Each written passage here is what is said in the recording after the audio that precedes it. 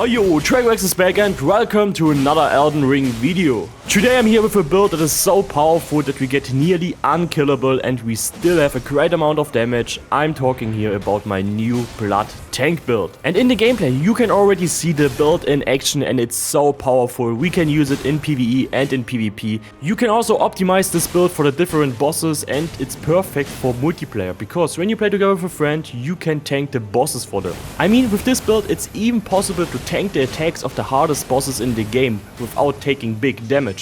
Now I would say, guys, don't forget to like and subscribe, and we take now a look onto the build. Let's start with the weapon that I'm using, and here I'm going with the Godskin Stitcher, a heavy thrusting sword that gives us the possibility to attack while we are blocking. So in this build we definitely need a weapon that gives us the possibility to attack while we are blocking, and the heavy thrusting swords are perfect for this because they have a great range and a good amount of damage, and the Godskin Stitcher here is for me the best option because on this weapon we can put the Ash of War. I'm going here with seppuku. This is very important when you want to play this build with blood damage, and the blood loss build up is also very high on this weapon. You can also put fire on the Godskin Stitcher or you play the heavy Godskin Stitcher. This is also possible.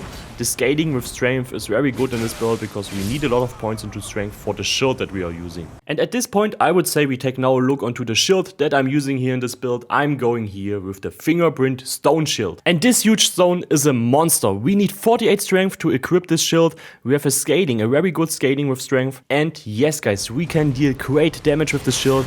We can kill people in PvP with a one shot.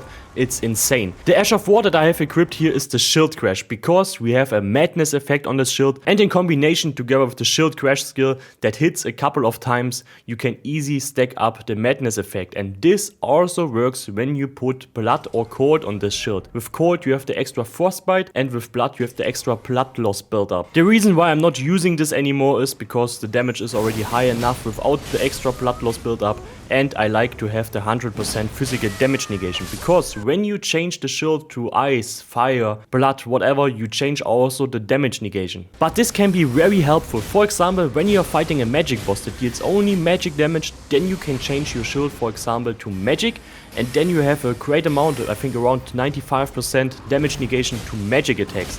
So you can optimize it to the different bosses if you want some extra damage negation against their attacks. Okay, now we're gonna take a look onto the armor that we are using here, and let's start with the head, and here I'm going with the white mask.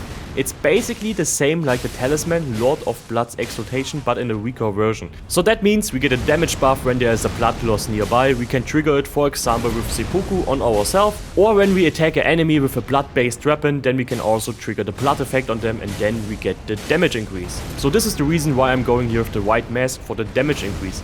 The rest of the armor depends on your equipment load. I'm playing this build in a heavy load. That means we can't really dodge roll, but we don't need it. We can block the most of the incoming damage and we are very tanky. I would choose a heavy armor that have a lot of robustness. This type of resistance increase our blood loss and frostbite immunity. So it's definitely worth it to have some resistance against these types of damage because a lot of people in PvP using blood loss or frostbite damage. I'm currently using, for example, the Veteran's armor and the Lionel's hands and legs. There are a few of different armors that you can use. This depends on your endurance and on your equipment load. Now we're gonna take a look onto the talismans, and I talked already about the Lord of Blood's Exaltation and the effect, and we use this item here in the build.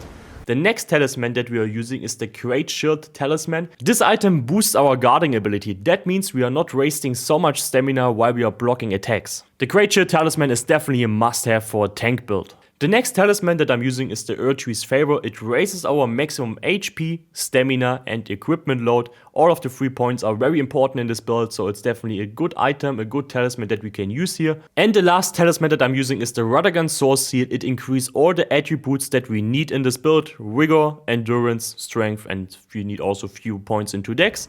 But when you equip this talisman, you will drop down with your resistance, so maybe on a higher level you don't need this attribute points, you have enough. Then you can use something else, for example the Starward Horn Charm. This talisman increases also your robustness, so together with the armor we have a lot of resistance against blood loss and frostbite. And in the moment a lot of people using this kind of build, so it's definitely a good counter against them. Another very useful talisman when you play online is Shabriri's Row. When you equip this talisman and you play it together with a friend, you get the full time the aggression of the enemies. That means all the monsters, they attack you and not your friend, so he can go full on damage and you can tank them. So this was the equipment that I'm using, and now I would say we take a look onto the attribute points. I'm on this character in the moment on level 80 and the stats are together with the Radagon's Source Seal. I have in the moment 45 points into Rigor for the maximum health. We need a lot of maximum health, this is important in this build. On a higher level, definitely go up to 60. Then I have only 11 points into Mind. We don't need points here because we are playing the most time with Seppuku. Only when you change the weapon to fire, for example, you can use a fire skill or so, but the most time I would use the blood weapon. And then we play with Seppuku and it's only a buff and we don't need so much FP for this skill. And the shield skill is also not so expensive. I'm currently using 30 points in endurance. This is also very important. We need the maximum stamina to block the incoming attacks. And also our attacks while we are blocking, they cost some stamina, so we need a good amount of maximum stamina. And also the equipment load is very important. And then I'm using 48 points into strength, and we need this great amount of strength because without them we can't use the fingerprint crate shield. So for this build we definitely need a decent level. I played at the beginning this build on level 70. From level 70 to 80 it was a huge buff to this build. We have a lot of more points into health and this is definitely worth it. So I would say start playing this build with a level around 80. And to the end I'm using 20 points into dex. We need a minimum of 17 for the Godskin Stitcher.